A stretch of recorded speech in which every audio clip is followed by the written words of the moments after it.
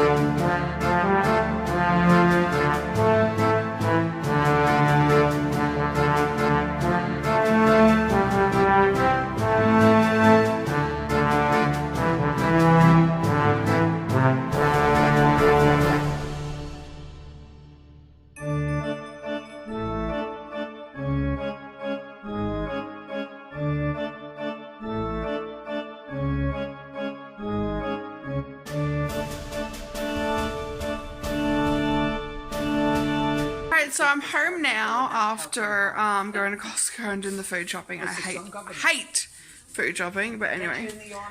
So now I'm going to show you guys what I got. I can't believe that it's coming up to this time of year again. My favorite time of year, but it's started. And I'm really excited, so I'll show you guys what I got. Alright, so this is what I picked up. I only got one item. It is a big item. They didn't have like little decorative items. I'm not sure if Costco gets little decorative stuff in or if they just get big stuff. Yeah, but I picked this guy up. I thought he was really cute, and that's the box. Ripley's checking it out. Yeah. Yeah. It just shows the dimensions on it. Yes. So I'll take it out of the box. Alright. So that is it. Somewhat out of the box. It's got styrofoam. And I cannot... I cannot tell you how much I hate styrofoam. I know it's handy, but I cannot stand styrofoam. Alright, so this is him all unboxed. I got some footage of him in store, but that's him all unboxed. I don't know why I was drawn to this one. They had, as you saw, they had a Frankenstein one, and he was also very, very cute. But I don't know, I just tend to go towards ghost figures and statues and that more than Frankenstein. I have been steering clear slightly of the cutesy type kitschy stuff.